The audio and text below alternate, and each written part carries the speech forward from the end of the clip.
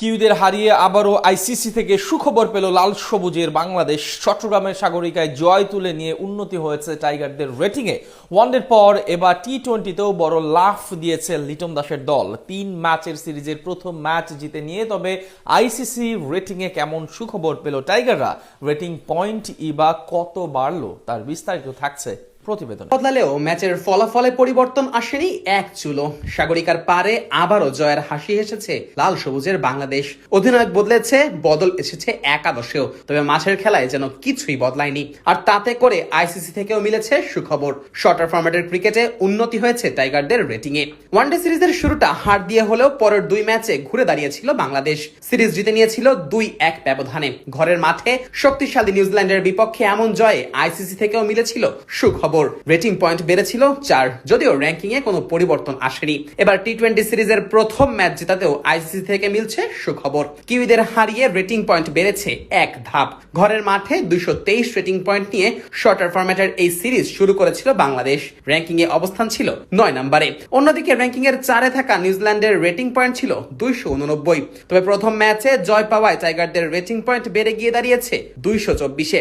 সাগরিকার পারে ঋষাদের ঘূর্ণি জাদু আর মাঝের ওভারে টাইট বোলিং এর সুবাদে কিউইদের 182 রানেই আটকে দেয় বাংলাদেশ। যেখানে একটা সময় মনে হচ্ছিল বাংলাদেশের বোলারদের নাকানি চুবানি খাইয়ে 200-র বেশি রান তুলে ফেলবে কিউইরা। তবে মাঝের ওভারে টাইগারদের নিয়ন্ত্রিত বোলিং এ কোণঠাসা হয়ে যায় সফরকারীরা। থামতে হয় 182 রানেও। বড় টার্গেটে অতীত ইতিহাস কখনোই পক্ষে ছিল না বাংলাদেশের, তবে এদিন অবশ্য সেই ইতিহাসটাই নতুন করে লিখেছে লাল সবুজেরা। বড় টার্গেটেও যে বাংলাদেশ ম্যাচ জিততে পারে সেটাই চোখে চোখ রেখে দেখিয়ে দিয়েছেন তাওহিদ হৃদয়, পারভেজ হোসেন ইমন, শামীম হোসেন পাটোয়ারিরা।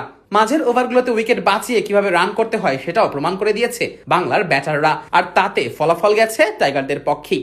183 রানের লক্ষ্য তারা করেছে 2 ওভার বাকি থাকতেই। ভাবা যায় এমন দাপুটে পারফরমেন্স করবে আর রেটিং এ উন্নতি হবে না, সেটা বা কি করে হয়। ম্যাচ জয়ের সাথে সাথেই তাই এলো সুখবর, রেটিং পয়েন্টে এলো উন্নতি। সিরিজের বাকি ম্যাচগুলোতেও ফলাফল টাইগারদের পক্ষে এলে এই রেটিং পয়েন্ট বাড়তে পারে আরো কয়েক ধাপ। সেক্ষেত্রে অবশ্য সিরিজের ব্যবধানের উপর ভিত্তি করে রেটিং পয়েন্টে পরিবর্তন আসবে। বাংলাদেশ যদি সিরিজের বাকি 2 ম্যাচেও জয়লাভ করে সেক্ষেত্রে তাদের রেটিং বেড়ে গিয়ে দাঁড়াবে 226-এ। আবার যদি 3 ম্যাচের এই সিরিজে টাইগাররা 2-1 ব্যবধানে জিতে যায় তাহলে বাংলাদেশের রেটিং বেড়ে গিয়ে দাঁড়াবে 225। আর যদি কিনা বাংলাদেশ নিজেদের পরের 2 ম্যাচেই হেরে যায় তাহলে 223 রেটিং পয়েন্ট নিয়েই সিরিজ শেষ করতে হবে টাইগারদের। এখন অপেক্ষা বাকি 2 ম্যাচের, যার একটি হবে চট্টগ্রামের মাটিতে আর অন্যটি হবে রাজধানী ঢাকায়। এই 2 ম্যাচের ফলাফল শেষেই বোঝা যাবে টাইগারদের রেটিং কই গিয়ে ঠেকে।